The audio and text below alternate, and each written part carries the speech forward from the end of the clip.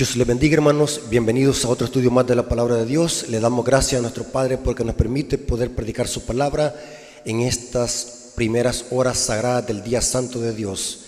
Así que vamos a iniciar haciendo una oración para que Dios dirija el estudio de su palabra. Oremos.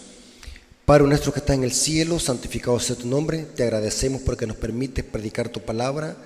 Gracias, Señor, porque nos permites aún predicar con libertad tu palabra. Bendice, Señor, este estudio, que tu Espíritu Santo sea el guía de este estudio, que nuestra mente y nuestro corazón puedan estar santificados por la verdad y podamos crecer en conocimiento para honra y gloria de tu nombre. Te lo suplicamos en el nombre de Jesús. Amén.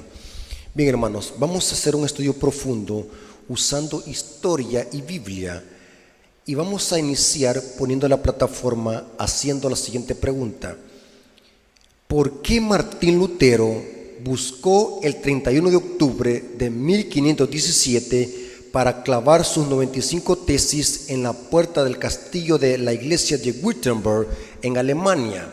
¿Por qué Martín Lutero buscó el 31 de octubre, un día que el mundo se lo celebra a las brujas, el día de Halloween? Los católicos sin instrucción bíblica, sin historia y sin conocimiento, creen de que el 31 de octubre la Reforma Protestante celebra Halloween por simple hecho de que Martín Lutero buscó un 31 de octubre para clavar sus 95 tesis. La ignorancia es abismal.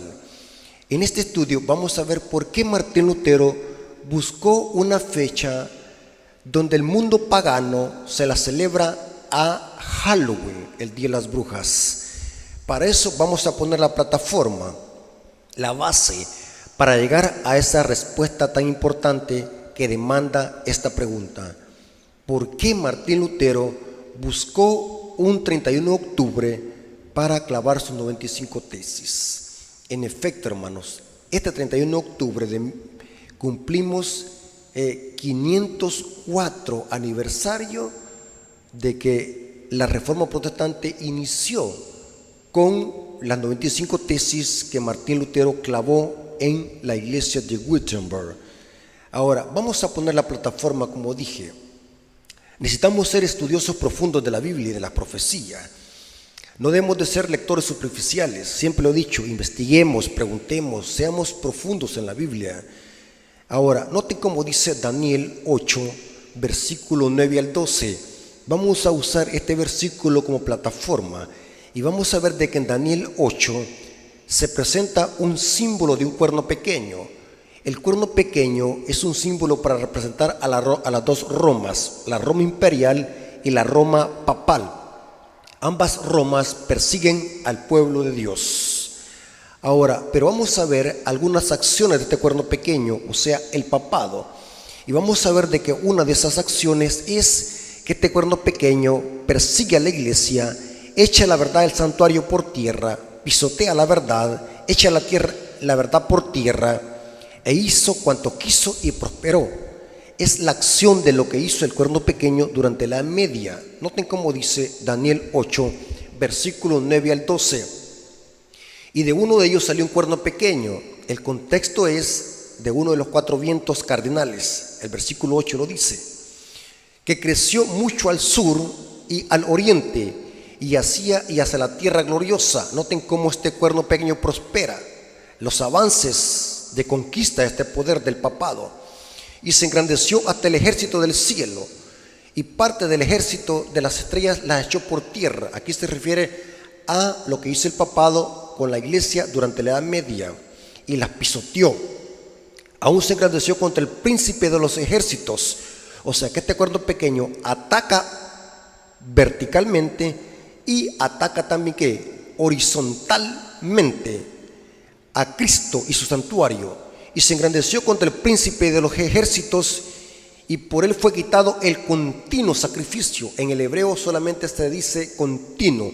La palabra sacrificio fue añadida por los traductores de la Reina Valera 60.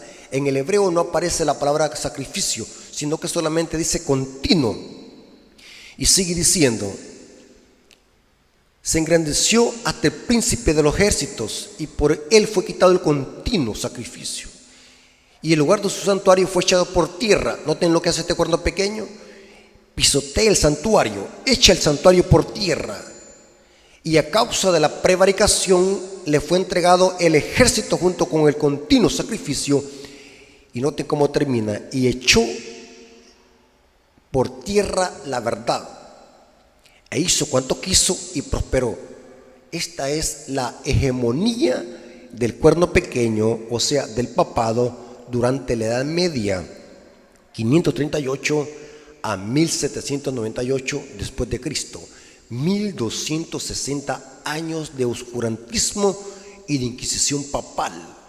Ahora, ¿qué significa eso, echar la verdad por tierra? Porque necesitamos enfrascarlos en esta acción del cuerno pequeño. El cuerno pequeño echa la verdad por tierra e hizo cuanto quiso. El papado echó la verdad por tierra. ¿Qué significa eso? El papado lo hizo, simbólicamente hablando, recargó la verdad con tradiciones y la oscureció con supersticiones. Echó la verdad por tierra simbólicamente. El santuario y el ministerio sacerdotal de Cristo fue sustituido por un falso sacerdocio católico romano e idólatra.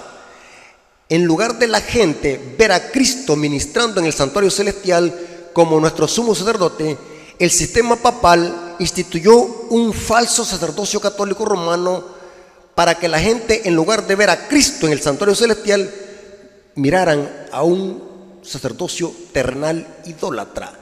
De esa manera, simbólicamente, el papado echó la verdad del santuario por tierra y la verdad de Dios, e hizo cuanto quiso y prosperó. Noten claramente lo que dice el profeta Daniel: y el lugar de su santuario fue echado por tierra. Esto es una referencia al santuario celestial, o sea que simbólicamente hablando, todas las verdades que están contenidas en el santuario, el cuerno pequeño las echó por tierra, instituyendo tradiciones y costumbres de hombres durante la Edad Media. Simbólicamente la oscureció la verdad, enseñando un falso sacerdocio católico romano. Aquí dice: echó la verdad por tierra y prosperó. Y dice: e hizo cuanto quiso. ¿Qué significa entonces eso? El mediodía del papado. El mediodía del papado tiene que empezar a contarse desde el año 538 al año de 1798 después de Cristo. Y esta fue la medianoche espiritual del mundo. Según la profecía, los dos testigos profetizarían vestidos de silicio. Apocalipsis 11:3. Hablando cómo el papado persiguió a la iglesia y ocultó la Biblia para que la gente no la leyera. Y cuando no hay luz de la palabra, la gente está en oscuridad. Los dos testigos, o sea, la iglesia junto con la palabra de Dios, fueron perseguidas y fueron vestidos de silicio. Dice Apocalipsis 11:3. Fueron 1260 años de oscuridad espiritual, donde el papado atacó la palabra de Dios y a quienes la leían. Daniel 7:25 dice que el cuerno pequeño, dice, pisoteó a los santos del Altísimo y prosperó. Esta oscuridad espiritual dio como resultado el gigantesco sistema de falsa religión que le conocemos ahora como el catolicismo romano. Pablo le llama a este sistema el ministerio de la iniquidad. Esto lo dice Pablo en 2 de Tesalonicenses capítulo 2 versículo 7. El inicuo que se hace pasar como Dios, versículo 4. Ahora, ¿por qué hemos puesto este versículo de Daniel como plataforma? El cuerno pequeño tiene acciones que atacan el santuario y la verdad de Dios. Una de esas acciones o tradiciones que el cuerno pequeño usó para oscurecer la verdad de Dios durante la Edad Media fue la doctrina del purgatorio y el pago de las indulgencias. Noten, no se olviden, porque estamos poniendo como plataforma estas bases para ver el por qué Martín Lutero buscó un 31 de octubre de 1517 para clavar sus 95 tesis en la puerta del castillo de la iglesia de Wittenberg. Una de esas falsas doctrinas que el papado admitió en su medio para oscurecer la verdad fue la doctrina del purgatorio y el pago de las indulgencias. ¿Qué es el purgatorio y qué es las indulgencias? El purgatorio fue y es otra de las tantas mentiras de la iglesia romana. Surgió en la Edad Media con el objetivo de atemorizar a las muchedumbres supersticiosas e ignorantes de las Escrituras. La Iglesia Católica enseña que no es suficiente la sangre de Cristo para ser limpio de nuestros pecados, que la gente después de morir tiene que ir al purgatorio para ser purificados. Esta es una blasfemia.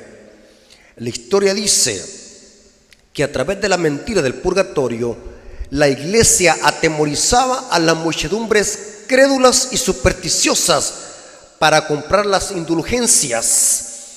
¿Qué son indulgencias? Era el pago de la remisión de los pecados pasados, presentes y futuros, y la condonación de todas las penas y castigos merecidos. O sea, que a través de ese pago la gente podía ser disculpada o perdonada de sus pecados y al mismo tiempo sacar a sus parientes del purgatorio.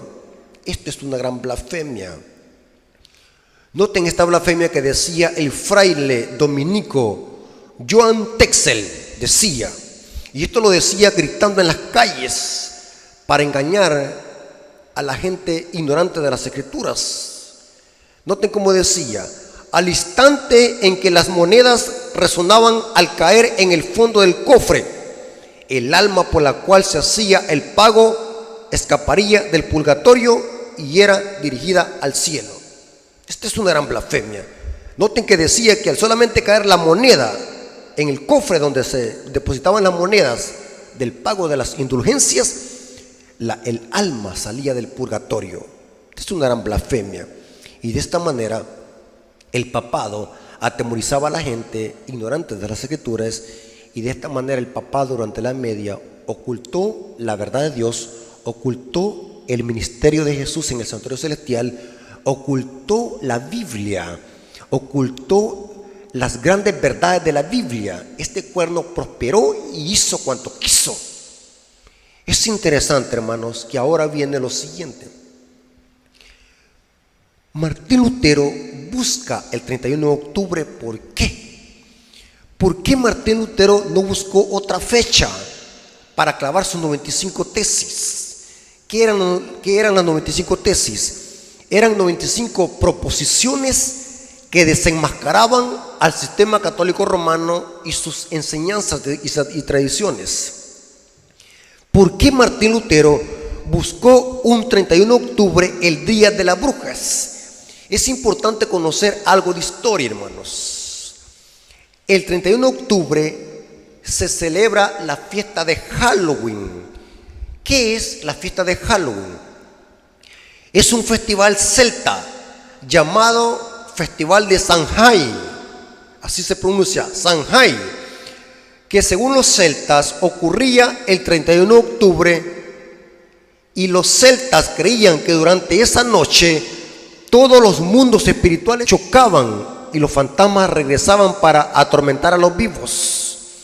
Rituales de este festival incluían uso de disfraces, ceremonias para alejar a los espíritus, y los sacerdotes de la comunidad hacían predicciones sobre el futuro.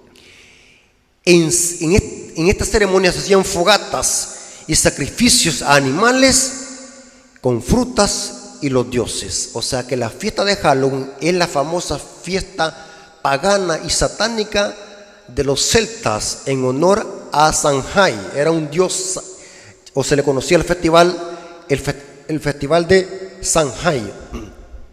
Pero ¿qué tiene que ver esto con el 31 de octubre y con la Reforma Protestante? Sigamos investigando un poco más de historia. El festival de Samhain fue adoptado por los romanos y después por la Iglesia Católica como Día de los Difuntos. El festival de Samhain duraba 3 días, desde el 31 de octubre hasta el 2 de noviembre.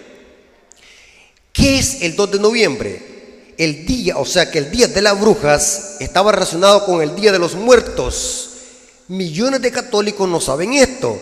O sea que el Día de las Brujas, o sea el Festival Celta de Samhain, iniciaba el 31 de octubre y culminaba el 2 de noviembre con el Día de los Difuntos. El catolicismo romano rechaza, entre comillas, el Día de las Brujas, pero celebra el 2 de noviembre el Día de los Muertos. Y es el mismo festival Halloween, el festival de los celtas. El católico no sabe este engaño, pero cuando el católico va a coronar sus muertos el 2 de noviembre, simplemente está terminando de celebrar el último día de Halloween, porque la fiesta de Samhain eran 3 días, del 31 de octubre hasta el 2 de noviembre. Interesante. Pero ¿qué tiene que ver esto con Martín Lutero y sus 95 tesis? Sencillo.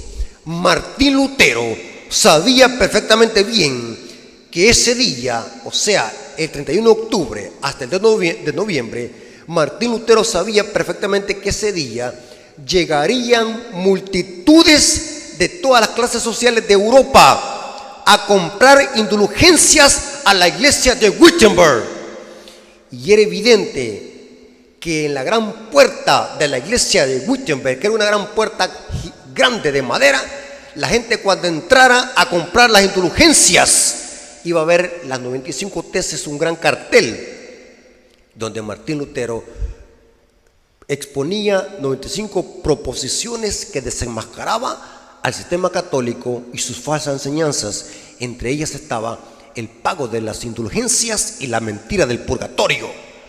Qué inteligencia de Martín Lutero buscar una fecha popular donde la gente iría en esa fecha a buscar las famosas indulgencias para sacar a las almas del purgatorio y para remisión de sus pecados. ¡Qué inteligencia!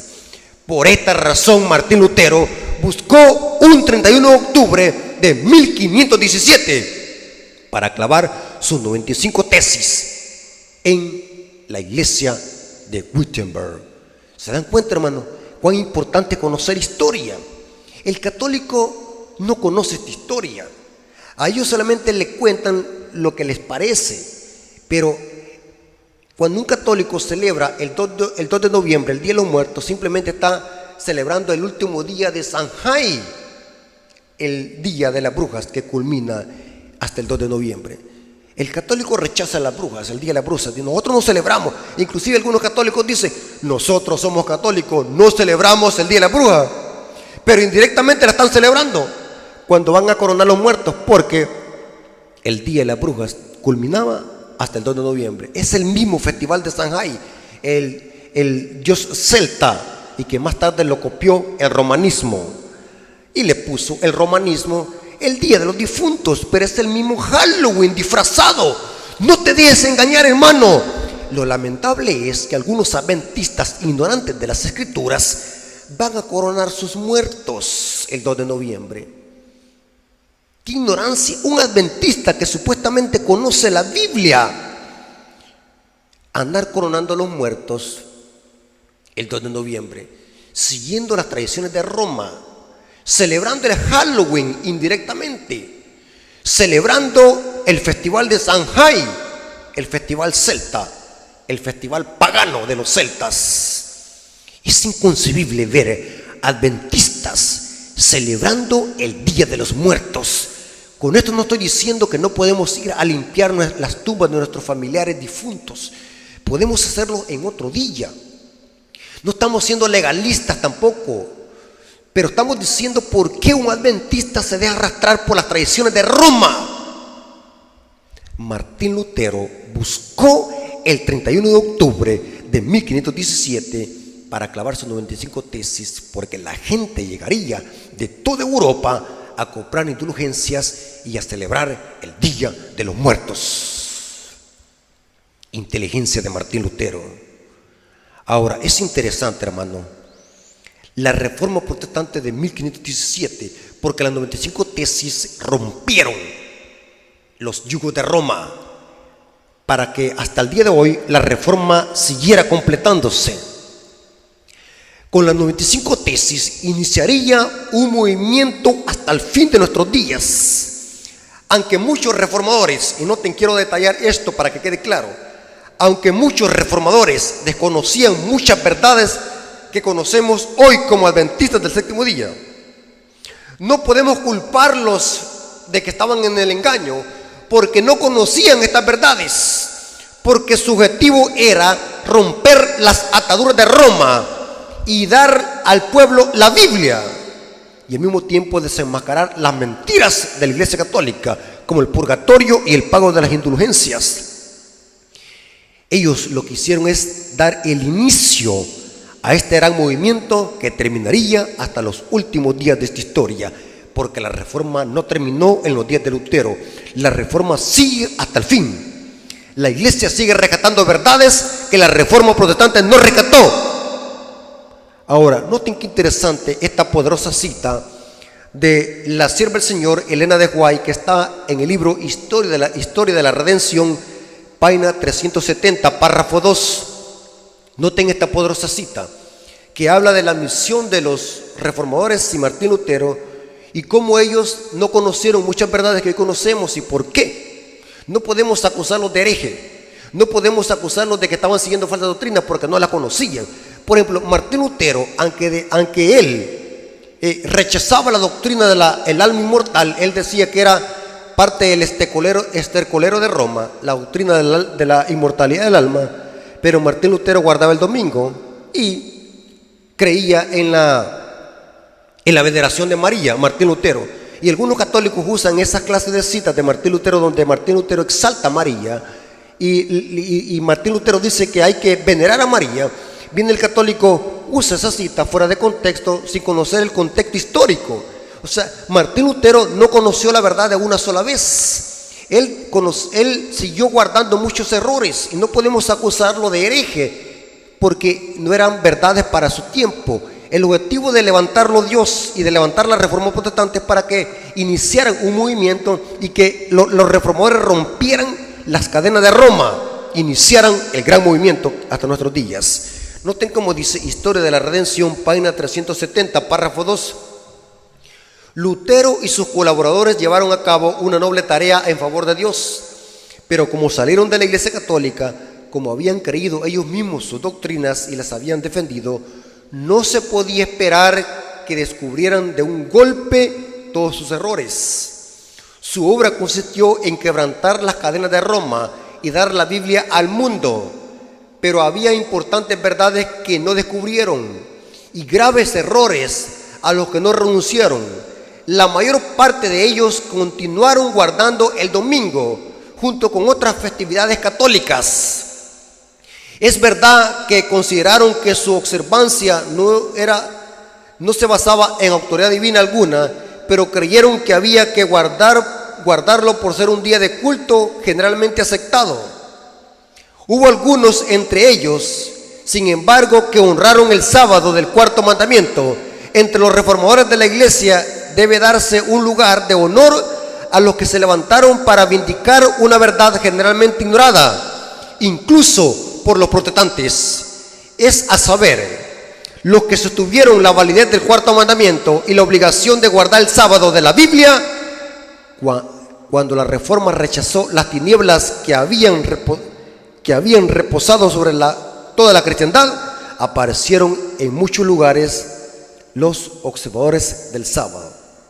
Noten, hermanos, o sea que Martín Lutero, aunque fue un gran hombre de Dios que desenmascaró el papado y desafió a Carlos V, este hombre de Dios no conoció todas las verdades de una sola vez. El objetivo de Dios levantar a este gran hombre de Dios era para que rompiera las cadenas de Roma y empezara a dar la Biblia al mundo.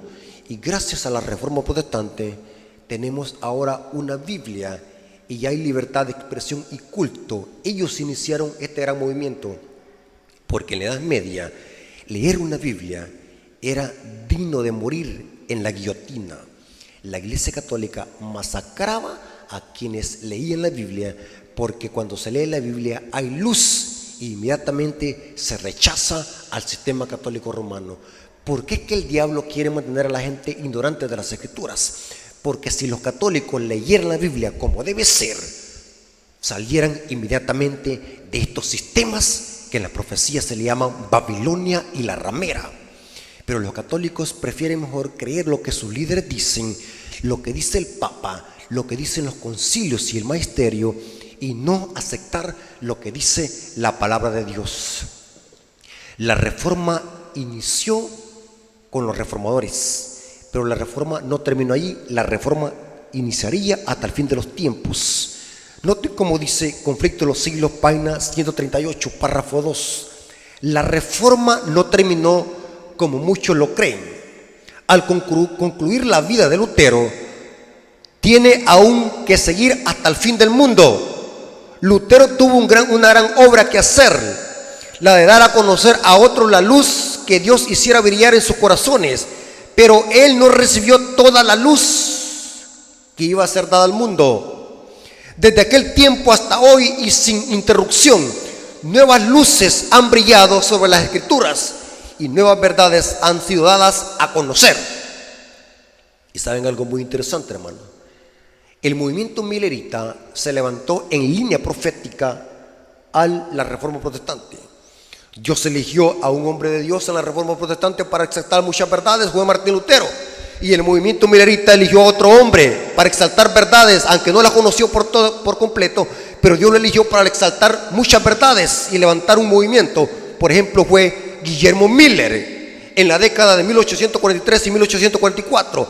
O sea que el movimiento milerita se levantó en línea profética a la Reforma Protestante. Muy importante eso. ¿Por qué decimos eso? Después del movimiento milerita, entre la década de 1840 y 1843 y 44, Dios levanta a otro movimiento, a los adventistas del séptimo día, para exaltar y rescatar muchas verdades que la Reforma Protestante no rescató y que ni el movimiento milerita tampoco rescató por completo. La iglesia adventista siguió rescatando verdades para este tiempo. Los adventistas creemos que fuimos levantados como una iglesia del destino, una iglesia que completaría la Reforma Protestante del siglo XVI. Después de casi 1260 años de persecución papal, donde las verdades de Dios fueron ocultadas por el papado, surge la Reforma Protestante y rescata muchas verdades ocultadas por el papado, pero la Reforma se estancó y Dios levanta a la iglesia adventista con un mensaje distintivo. Este mensaje está contenido en los mensajes de los tres ángeles de Apocalipsis 14, versículos 6 al 12. El mensaje de los tres ángeles completa la Reforma Protestante y completa el movimiento milerita. Creemos que los mensajes de los tres ángeles completan la Reforma Protestante y este mensaje alumbra la tierra con su gloria. En este mensaje están exaltadas todas las verdades que el cuerno pequeño pisoteó y echó por tierra. En el mensaje de los tres ángeles están las verdades que contiene el santuario celestial, como por ejemplo la justicia de Cristo, los mandamientos de Dios, el estado de los muertos, la no inmortalidad del alma, el no tormento eterno de los malos, la segunda venida en contraste al rapto secreto, una doctrina jesuita, la reforma pro salud. Todas esas verdades que los reformadores no conocían y que los mileritas tampoco conocían, pero Dios a través de la historia, Dios ha dado nuevas verdades a la iglesia adventista para rescatar las verdades que no conocían los pioneros ni los reformadores protestantes. Con esto no estamos diciendo que la iglesia adventista es la única que van a ser salvos. Algunos dicen, los adventistas enseñan de que solamente ellos van a ser salvos. Error. La iglesia adventista jamás ha enseñado esa blasfemia. Ninguna literatura de la iglesia enseña eso. Ningún predicador sensato y estudioso va a enseñar eso. Nunca hemos dicho que los únicos salvos van a ser los adventistas. Inclusive nosotros creemos de que la mayoría de salvos está allá afuera, en las iglesias protestantes y en la iglesia católica. Allá está la mayoría del pueblo de Dios, que Dios lo va a sacar a través de un mensaje en los últimos días.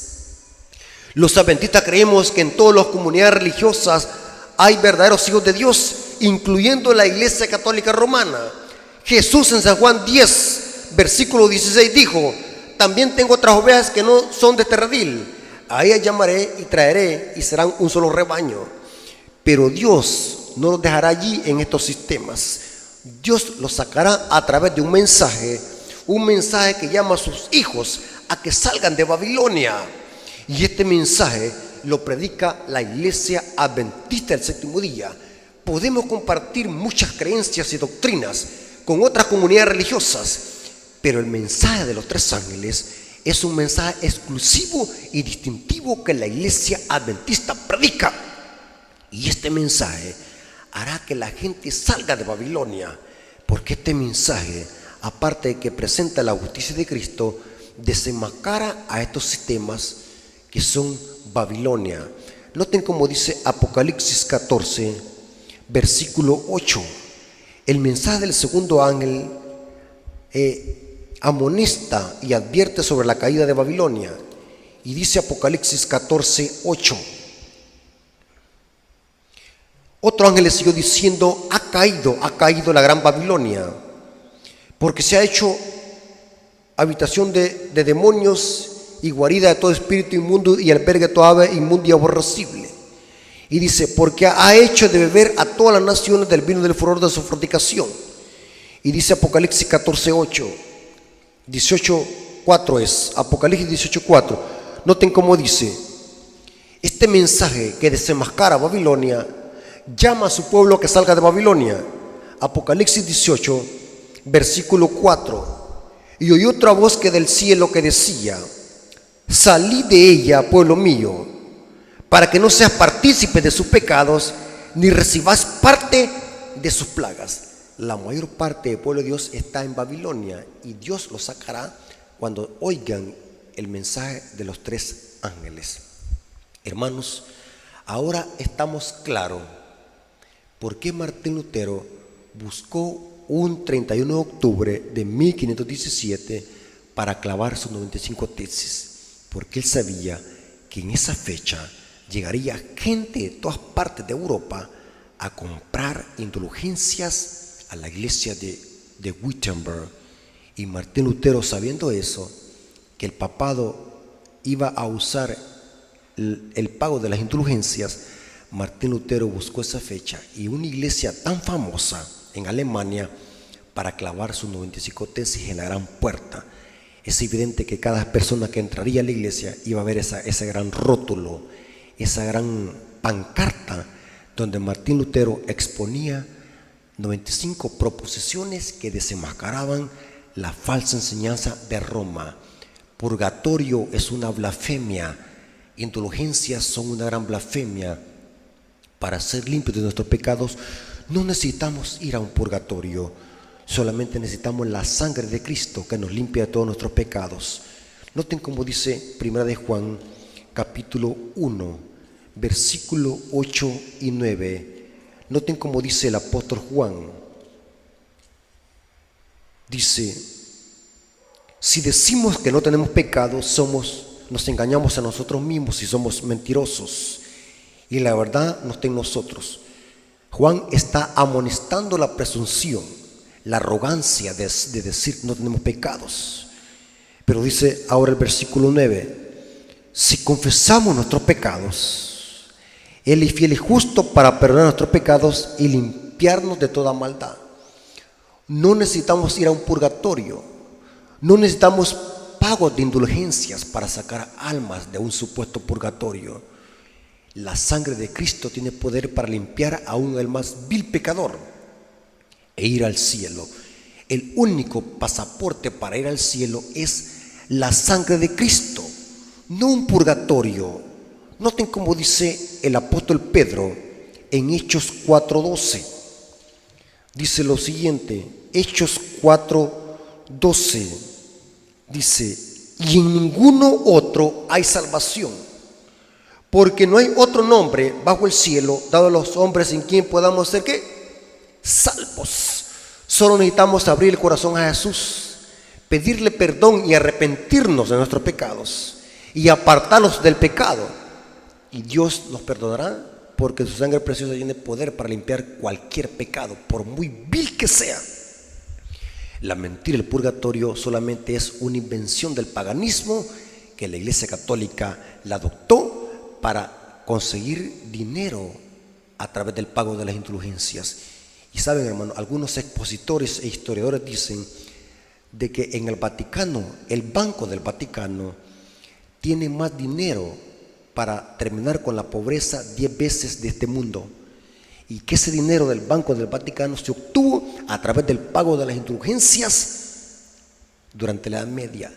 Eran millones de millones, porque por lógica la gente, entre más pronto salía el alma del purgatorio, así era la suma de dinero que pagaba. Entre más grande era el pecado o la extensión del tiempo para que volvieran a pecar, así se pagaba dinero. Imagínense grandes sumas, donde el papado se aprovechaba de la ignorancia de la gente. Con razón Martín Lutero se llenó de ira al descubrir los engaños de Roma. Y es interesante, hermano, que Martín Lutero vino a descubrir estos engaños después de ser un monje, un clérigo, estudiante en la Universidad de Roma, pero se vino a quedar chasqueado cuando empezó a encontrar una Biblia en la biblioteca de Roma. Y saben que Dios lo dirigió.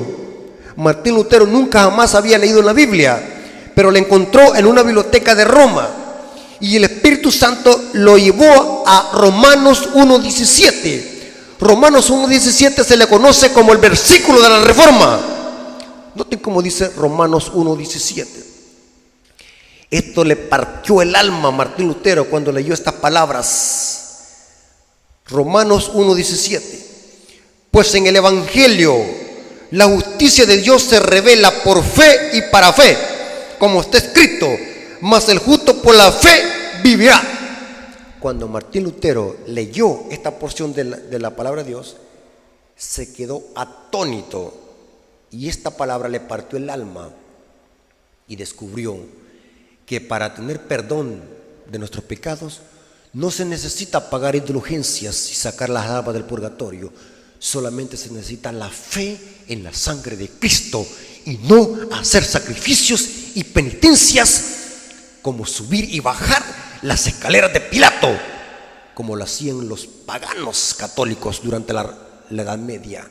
Los ponían a subir una escalera de Pilato hasta que se sangraban de las rodillas, porque se les hacía creer de que a través de esos sacrificios, de lacerarse su cuerpo, iban a alcanzar el favor de Dios. Y saben que la Iglesia Católica aún cree en esta mentira.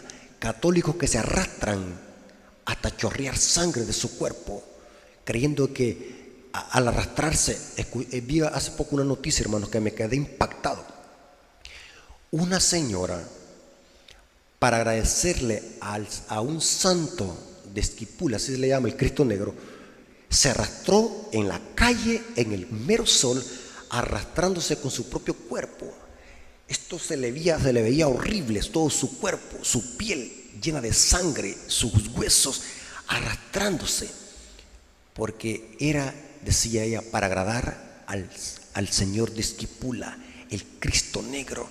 La gente cree que por lacerarse su cuerpo, por hacer grandes sacrificios en el sol y un montón de cosas, alcanzarán el favor de Dios. Pero la palabra de Dios dice que Cristo lo hizo todo. Ahora necesitamos ejercer fe en ese sacrificio y en esa sangre preciosa de Cristo. Hasta aquí ha llegado el estudio, hermano, y que sea para honra y gloria del nombre de nuestro Dios. Dios les bendiga.